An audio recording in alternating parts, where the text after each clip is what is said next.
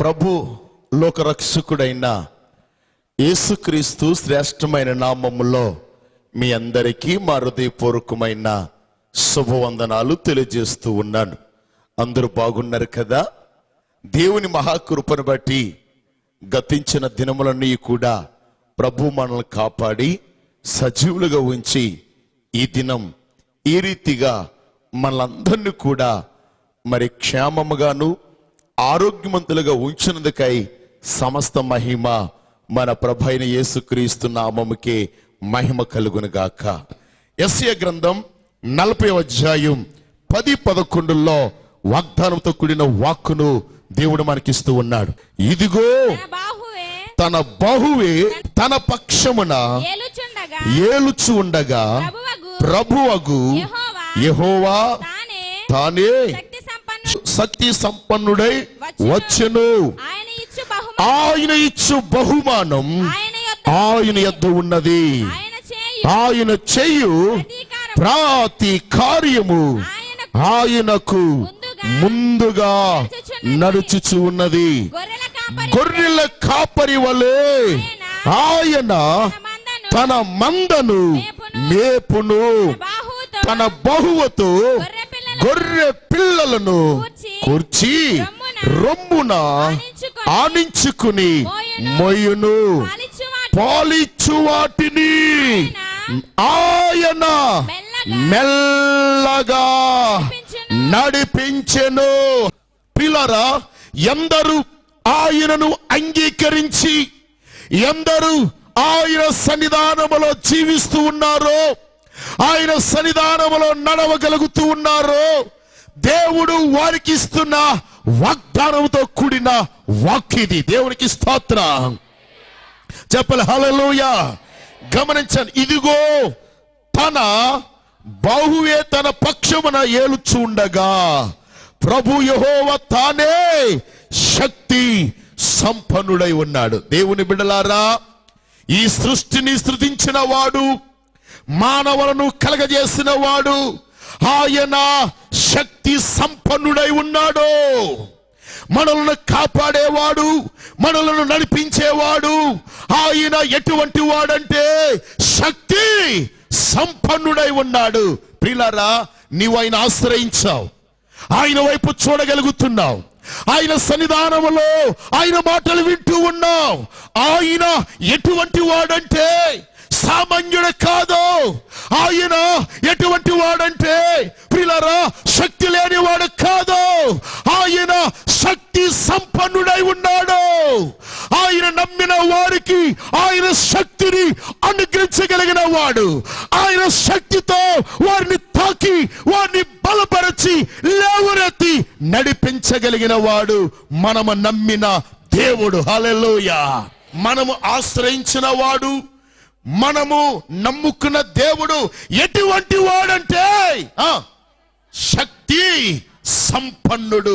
అల్పయో మేఘయో వర్తమాన భూత భవిష్యత్తు కాలములో ఆయన సర్వశక్తి కలిగిన దేవుడు. మొదటి వాడు, కడపటి వాడు, నిన్న నేడు నిరంతరము ఏకరీతిగా ఉన్నవాడు, అనువాడై ఉన్నాడు. అందుకే ఆయన ఎటువంటి వాడంటే శక్తి సంపన్నుడై ఉన్నాడు. నీవు ఆయన శక్తిని అనుభవించాలి అంటే నీవు ఎలా ఉండాలి, ఏ రీతిగా ఉండాలనేది బైబిల్ స్పష్టంగా చెబుతూ ఉంది. ఏదో నమ్ముకున్నాను, గుడికొచ్చాను, ప్రార్థన చేసుకున్నాను, ఇవ్వవలసినవి ఇస్తూ ఉన్నాను, వెళుతున్నానంటే సాలదు. నీలో మార్పు కలగాలి, నీవు మారు మనసు పొందాలి, నీ క్రియలు మార్చుకోవాలి.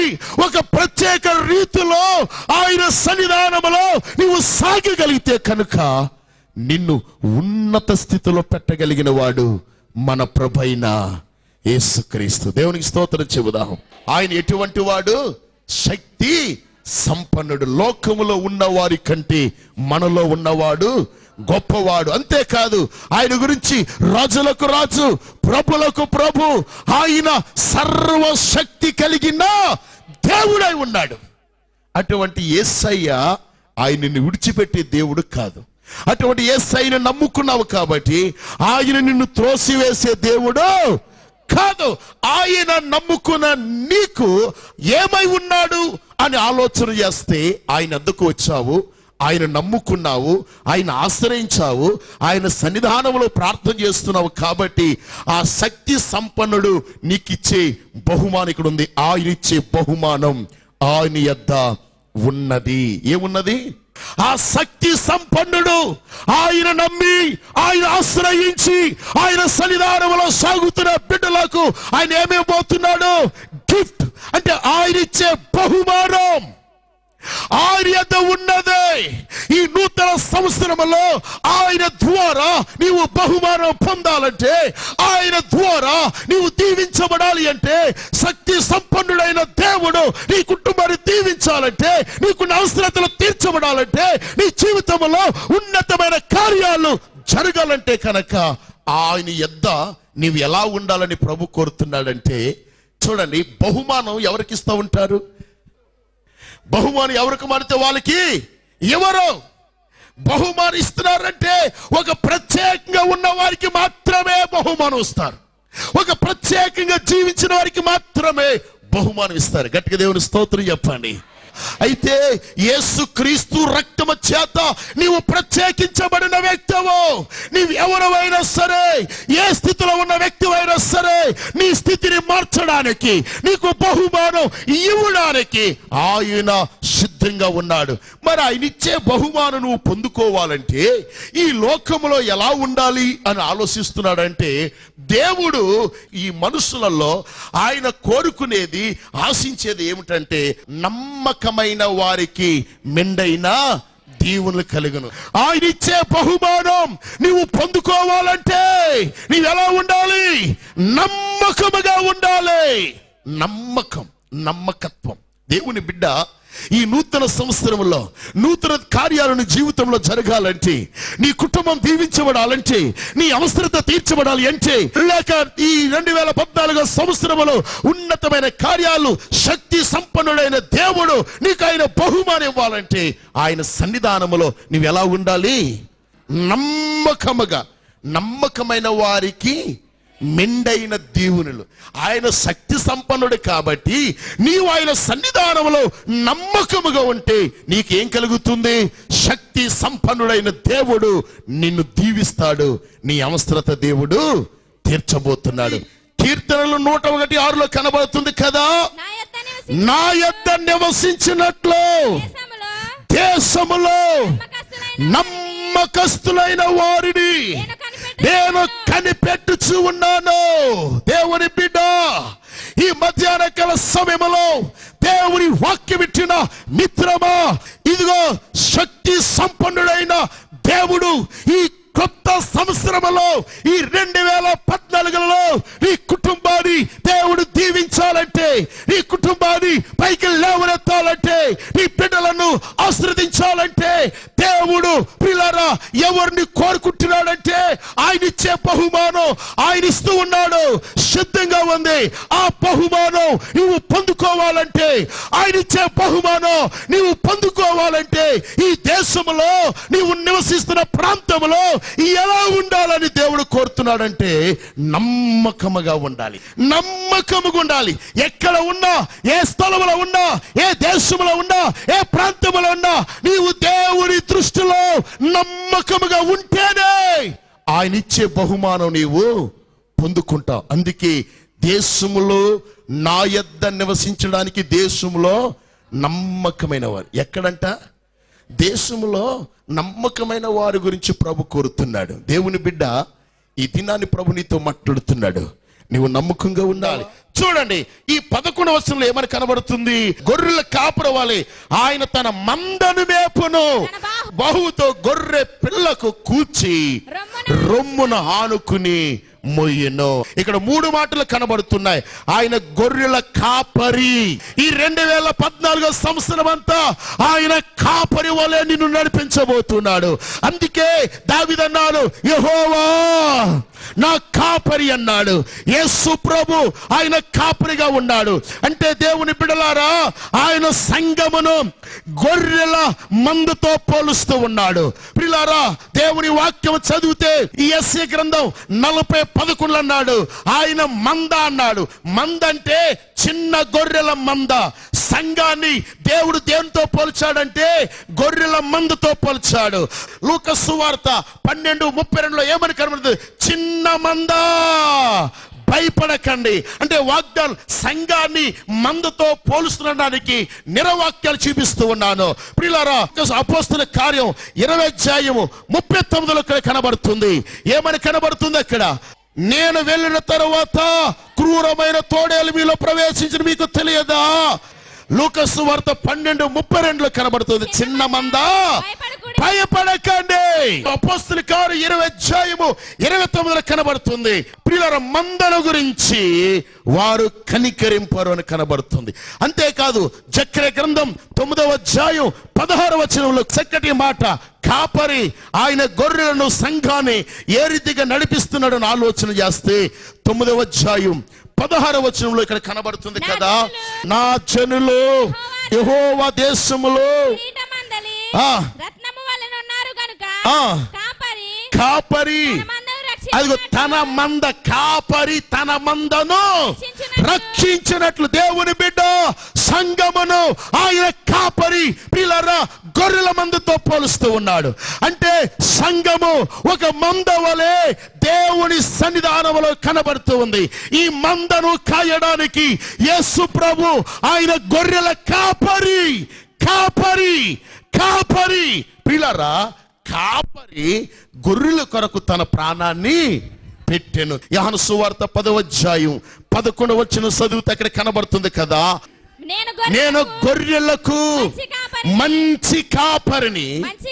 మంచి కాపరి గొర్రెల కొరకు అదిగో తన ప్రాణం. యేసు ప్రభు కాపరిగా ఉండి ఆయన ప్రాణాన్ని పెట్టాడు.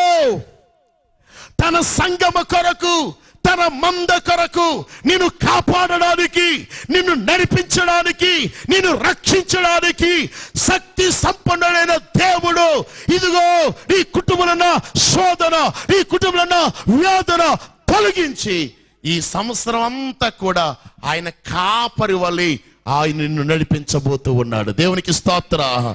ఈ జకర్యా గ్రంథము 9:16 ఇక్కడ చక్కటి మాట కనబడుతుంది. ఏమని? నా జనులు యెహోవా దేశములో కిరీటమందలి రత్న వలె ఉన్నారు కనుక కాపరి తన మందను ఏం చేయనట? గడిచబలు ఏం చేయను? కాపరి తన మందను రక్షించున్నట్లు వారి దేవుడని యెహోవా ఆ దినమున వారిని రక్షించెను. దేవుని బిడ్డ, ఈ కొత్త సంవత్సరములో నీకు ఏ ఆపద వచ్చినా, ఏ కష్టం వచ్చినా నిన్ను కాపాడి నడిపించగలిగిన వాడు, ఆదరించగలిగిన వాడు మన ప్రభు అయిన యేసు ఒక్కడే. అందుకే ఇక్కడ కనబడుతుంది, కాపరి తన మందను రక్షించినట్లు. రక్షిస్తాడు. రక్షకుడిగా యేసు ప్రభు లోకానికి వచ్చాడండి. ఆయన మానవ కోటి ప్రజలను పాపము నుండి, శాపము నుండి, దరిద్రత నుండి ఆయన కాపాడి తన మందను నడిపించడానికి, రక్షించడానికి యేసు ప్రభు ఈ లోకానికి వచ్చాడు. హల్లెలూయా. అందుకే ఆయన కాపరగా ఉండి ఆయన ఇంకా ఏం చేయబోతున్నాడు అని ఆలోచన చేస్తే ఈ యెషయా గ్రంథంలో కనబడుతుంది కదా, ఏమని కనబడుతుంది? 40:11 చక్కటి మాటలు కనబడుతున్నాయి. ఆయన మందను మేపును, తన బహుబలముతో గొర్రె పిల్లను కూర్చి రొమ్మున. ఈ నూతన సంవత్సరంలో దేవుడు నీ కుటుంబానికి ఇస్తున్న వాగ్దానం, దేవుడు నీకు ఇస్తున్న గొప్ప వాగ్దానం ఏమిటి అని ఆలోచన చేస్తే ఇక్కడ అంటున్నాడు, ఆయన నిన్ను మేపుతాడు, నీ అవసరత ఏంటో తీరుస్తాడు, నీ కుటుంబానికి కాపరిగా ఉంటాడు, మంచి కాపరి. అంతేకాదు నేను సమకూర్చి తన రొమ్మున ఆనించుకొనెను. నేను ఎత్తుకునేవాడు ఆయనే, నేను నడిపించేవాడు ఆయనే, నీకు సహాయం చేసేది ఆయనే, నేను ఆదరించేది ఆయనే, నేను బలపరిచేది ఆయనే.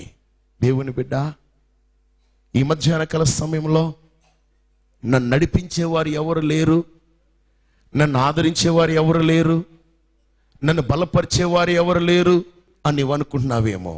ఆయన అంటున్నాడు, రొమ్మును ఆయన హానించుకుని నిన్ను నడిపించేవాడు, నిన్ను ఆదరించేవాడు, నిన్ను ఆదుకునేవాడు, ఆయన నిన్ను మోయేవాడు, నీ కుటుంబాన్ని మోయగలిగిన వాడు, నీ బిడ్డలను మోయగలిగిన వాడు. మోయగలిగిన వారు ఎవరైనా ఉన్నారంటే యేసు ఒక్కడే. యేసయ్యలో ఉంటే ప్రియులారా అన్ని మార్గాలు ఏమవుతాయి? అవుతాయి. ఏమండి, యేసు ప్రభువుని నమ్ముకున్నారు కదా, వాళ్ళు సంసారాన్ని మొయ్యలేకపోతున్నారు. ఎందుకని అంటే యేసయ్యలో మీరు సరిగ్గా లేకపోతే మొయ్యలేరు. యేసయ్యలో మనం సరిగ్గా ఉంటే మన కుటుంబానికి కాపరి ఆయన. కాపరి ఆయన అన్నప్పుడు ఆయన నడిపిస్తాడు తప్ప నీవు ఆయన వెనకాలే వెళ్ళిపోతే అన్నీ కూడా సరళించబడతాయి. దేవునికి స్తోత్ర. అందుకే ఆయన అన్నాడు, రొమ్మున ఆనించుకుని మొయ్యను. అంతే కదా, ఇక్కడ ఏమంటున్నాడు, పాలిచ్చు వాటిని ఆయన మెల్లగా. అబ్బా అద్భుతం. ఈ సంవత్సరం అంతా నీవు నమ్మకముగా ఉంటే దేవుని ఇచ్చే బహుమానం ఆయనకి ఇవ్వటమే కాదు, కానీ ఆయన నిన్ను మొయ్యను. రెండవది, ఆయన నిన్ను మెల్లగా నడిపించాను. దేవునికి స్తోత్ర. నిన్ను నడిపించేవాడు, నిన్ను బలపరిచేవాడు, నిన్ను ఆదరించేవాడు, నిన్ను ఆదుకునేవాడు, నీకు సహాయము చేయగలిగిన వాడు మన ప్రభు అయిన యేసుక్రీస్తు. ఎటువంటి వాడంటే ఎటువంటి వాడు? శక్తి సంపన్నుడు. ఆ దేవాతి దేవుడు ఈ మధ్యాహ్నం నీకు వాగ్దానం ఇస్తున్నాడు. ఆ వాగ్దానాన్ని పట్టుకుని వాక్యాన్ని బట్టి ముందుకు సాగుదాం.